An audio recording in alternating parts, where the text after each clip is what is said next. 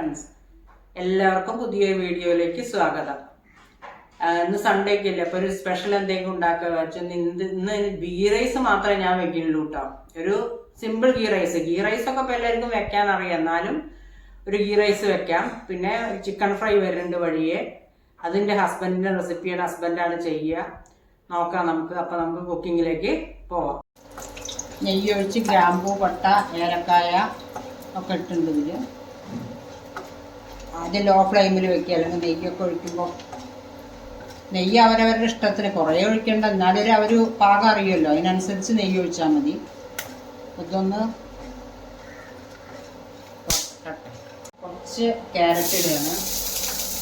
Easy ghee റൈസാണ് കേട്ടോ, പെട്ടെന്ന് ഉണ്ടാക്കാൻ പറ്റുന്ന. ഞാൻ സവാള ലേശം ഇടുക, ഞാൻ പൊതുവെ സവാള ഇടാറില്ല.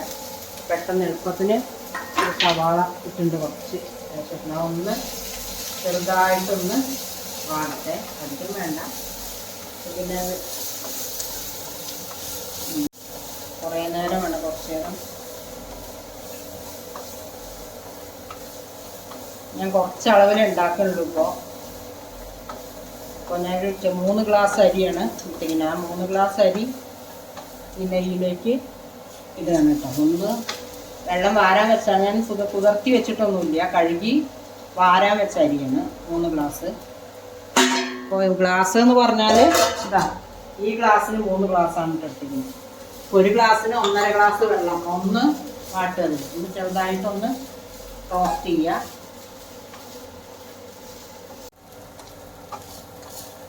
രണ്ട് 3 മിനിറ്റ് ഒന്ന് റോസ്റ്റ് ചെയ്താൽ മതി. ആ റോസ്റ്റ് ചെയ്ത് കഴിഞ്ഞിട്ട് നമ്മൾ എടുത്ത ഗ്ലാസ് ഞാൻ കാണിച്ചല്ലോ, ആ ഗ്ലാസ്സിന് 1 ഗ്ലാസ്, ഇത് 3 ഗ്ലാസ് അരിയാണ് എടുത്തിരിക്കുന്നത്. അതിന് 1 ഗ്ലാസ്സിന് 1.5 ഗ്ലാസ് വെള്ളം. അപ്പം 3 ഗ്ലാസ്സിന് 4.5 ഗ്ലാസ് വെള്ളം. 4.5 ഗ്ലാസ്, 1.5 ഗ്ലാസ് വെള്ളമാണ് ഒഴിക്കുന്നത്. അപ്പം നീ അതിൽ വെള്ളം ഒഴിക്കാൻ പോവുകയാണ് കേട്ടോ. അളന്ന് വെച്ച വെള്ളമാണ്, അപ്പം എനിക്ക് കാണിക്കാൻ വേണ്ടി ഞാൻ ഒഴിക്കുന്നതെന്നല്ല. ഇത് 4.5 ഗ്ലാസ് വെള്ളം ഞാൻ ഇതിൽ അളന്ന് വെച്ചതാണിത് കറക്റ്റ്. സൺഡേ ആയിട്ട് ഒരു സ്പെഷ്യൽ ആവട്ടെ എന്ന് കരുതി ഗീ റൈസ് വെച്ചു എന്ന് മാത്രം. ഇനി അതിൽ ശരിക്ക് കുറച്ച് ലെമൺ ഒഴിക്കാം, പക്ഷെ ലെമൺ ഇവിടെ എൻ്റെ അടുത്തില്ല, അത് കാരണം ഞാൻ ലെമൺ ഇട്ടിട്ടില്ല. ലെമൺ ഒഴിച്ചാൽ എന്താ വെച്ചാൽ അത് ഒട്ടിപ്പിടിക്കില്ല. കുറച്ച് അരിയൊക്കെ വേറെ വേണം. കുറച്ച് ഉപ്പിടുക. ഇപ്പൊക്കെ നമുക്കൊരു കൈ കണക്കുണ്ടാവുമല്ലോ, ഒരളവ് അറിയില്ലേ. എപ്പോഴും ഗീ റൈസിലായാലും ബിരിയാണിയിലായാലും കുറച്ച് ഉപ്പ് ഏറെ നിൽക്കണം, കയറി നിൽക്കണം. 2 സ്പൂണ് ഇട്ടിട്ടുണ്ട് ഞാൻ ഉപ്പ്. അതിട്ടിട്ട് ഒന്ന് ഇളക്കുക. പിന്നെ നമുക്കത് എന്നിട്ട് അടച്ച് വെച്ചിട്ട് വേവിക്കുക. അടച്ച് വെച്ചിട്ടുണ്ട് ഇപ്പോൾ. ഇനിയിത് തിളച്ച് വന്ന ശേഷം ഒന്ന് നമുക്ക് ലോ ഫ്ലെയിമിൽ ഇട്ടിട്ട് വേവിച്ചെടുക്കുക. അത് തിളച്ച് വരട്ടെ ഒന്ന്, വെള്ളം തിളച്ചിട്ടില്ലല്ലോ. ഇനി ഒന്ന് നമുക്ക് ലോ ഫ്ലെയിമിലിടാം. ലോ ഫ്ലെയിമിലിട്ടിട്ട് അടച്ച് വയ്ക്കാം. തുറന്നിട്ട് ഒന്ന് ഇളക്കി കൊടുക്കണം. എന്നിട്ട് ഒന്നും കൂടി അടച്ചു വയ്ക്കാം. ഗീ റൈസ് റെഡി ആയിട്ടുണ്ട്. ഇനി നമുക്ക് ചിക്കൻ റോസ്റ്റ് പോലെ, റോസ്റ്റ് എന്താണ് എൻ്റെ ഹസ്ബൻഡ് ഉണ്ടാക്കുന്നതാണ്, അതുകൂടി കണ്ടിട്ട് നമുക്കിത് സെർവ് ചെയ്ത് കാണിക്കാം. ചില്ലി ചിക്കൻ ഉണ്ടാക്കാം നമുക്ക്. അവിടെ എൻ്റെ ഹസ്ബൻഡാണ് ഉണ്ടാക്കുന്നത്, ഞാൻ കൂടെ നിന്നിട്ട് ഇങ്ങനെ പറഞ്ഞു തരാം എന്തൊക്കെയാണ്. എനിക്കും അറിയില്ല ഇത് എന്തൊക്കെയാണ് സാധനങ്ങളെന്ന്. ഇൻഗ്രീഡിയൻസ് ഞാൻ പറയാം. വെളുത്തുള്ളി, ഇഞ്ചി ചെറുതായി അരിഞ്ഞത്, ചെറിയ ഉള്ളി ചെറുതായി അരിഞ്ഞത്, സവാള ചെറുതായി അരിഞ്ഞത്, സവാള ക്യൂബ്സായി അരിഞ്ഞത്, ടൊമാറ്റോ ഇതിൻ്റെ സീഡ് കളഞ്ഞിട്ട് അരിഞ്ഞു വെച്ചതാണ്, ഇത് ക്യാപ്സിക്കം. ഇത്രയാണ് ഇൻഗ്രീഡിയൻസ്. ചിക്കൻ ഹാഫ് റോസ്റ്റ് ചെയ്ത് വെച്ചതാണ്, റോസ്റ്റ് അല്ല ഫ്രൈ ചെയ്ത് വെച്ചതാണിത്. ഇനി അത് വെച്ചിട്ടാണ്, ഇത് ഫുള്ള് വെന്തിട്ടില്ല, ഹാഫായിട്ട്. അത് വെച്ചിട്ടാണ് അടുത്ത് ചെയ്യാൻ പോകുന്നത്. ഹസ്ബൻഡ് ഇപ്പൊ ചെയ്യും, നോക്കാം നമുക്ക് ഞാൻ എന്തൊക്കെയാ ചെയ്യാൻ പോകുന്നത്.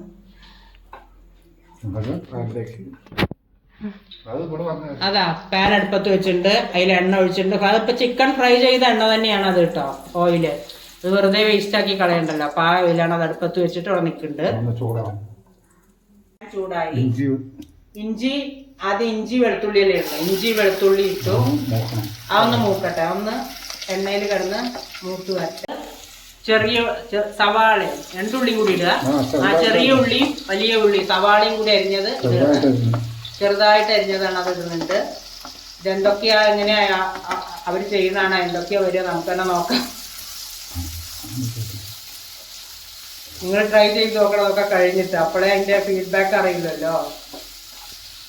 ഒന്ന് മൂത്ത് വരണം, വഴന്ന് വരണം. കുറച്ചു നേരം ഒരു 5 മിനിറ്റോളം അല്ലേ. അല്ല എന്താ പറയാ, ഏതായാലും സൺഡേ സ്പെഷ്യൽ ഉണ്ടാക്കാനുള്ള തീരുമാനമാണ്. പൊതുവെ ഞങ്ങൾ ബാംഗ്ലൂരാണ്.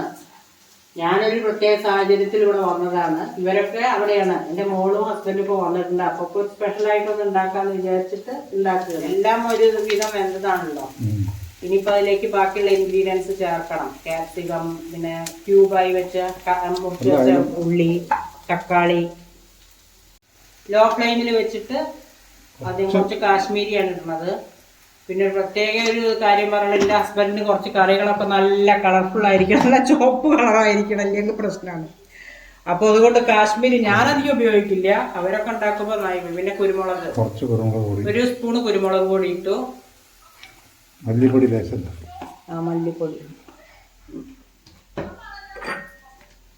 മല്ലിപ്പൊടി ഒരു സ്പൂണ് പോരെ? മല്ലിപ്പൊടി ഒരു സ്പൂണ്, ഒരു സ്പൂണോളം.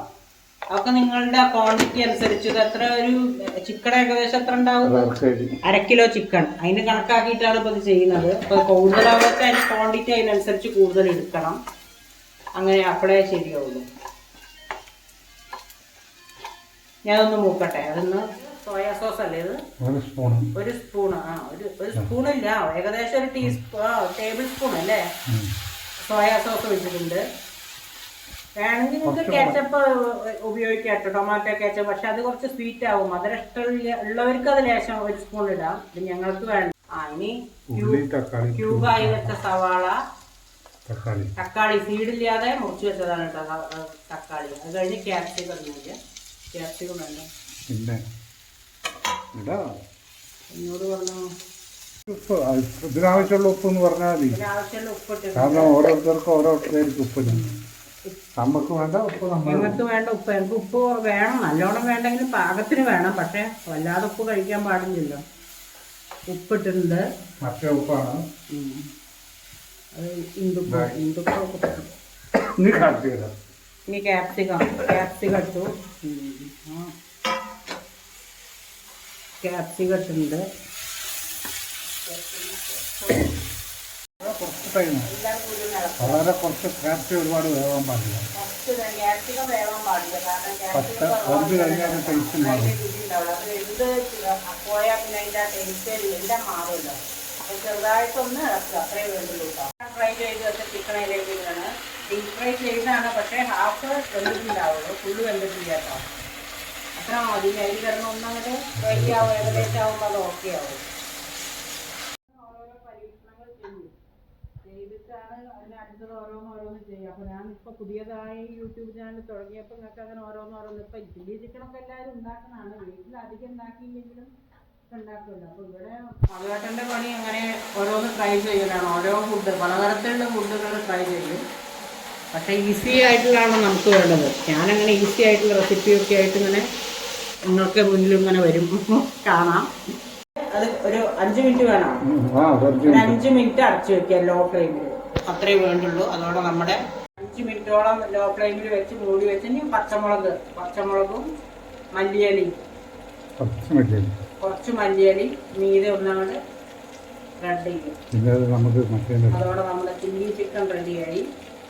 വളരെ ഈസിയായിട്ട് ചെയ്യാൻ പറ്റും. ഈസിയാണ്, ടേസ്റ്റാണ്. പക്ഷെ കുറച്ച് സമയം വേണ്ടതെന്ന് പറഞ്ഞാൽ നമുക്കൊന്ന് അരിയുന്ന സമയം കുറച്ച് വേണം. പിന്നെ ഡീപ് ഫ്രൈ ആണെങ്കിലും കൂടി അത് അത്ര വെന്തിട്ടില്ല. ഫുള്ള് അത് ഡീപ് ഫ്രൈ അല്ല, അത് ഹാഫ് ബോയിൽഡാണ്. ഇന്നത്തെ സ്പെഷ്യൽ ഗീ റൈസ് ഞങ്ങൾ ഉണ്ടാക്കി വെച്ചിട്ടുണ്ട്. പിന്നെ ചിക്കൻ കറി ഉണ്ടാക്കി വെച്ചിട്ടുണ്ട് പാത്രത്തിൽ. ഇനി ചില്ലി ചിക്കനും കൂടിയായ ചില്ലി ചിക്കനും റെഡി ആയിട്ടുണ്ട്. എല്ലാവരും ട്രൈ ചെയ്ത് നോക്കുക. സൺഡേ സ്പെഷ്യലായിട്ടൊക്കെ എല്ലാവർക്കും ഉണ്ടാക്കി കൊടുക്കുക. എന്നിട്ട് ഫീഡ്ബാക്ക് അറിയിക്കുക. ഇഷ്ടമായ ലൈക്ക് ചെയ്യുക, ഷെയർ ചെയ്യുക, സബ്സ്ക്രൈബ് ചെയ്യുക. Okay, by.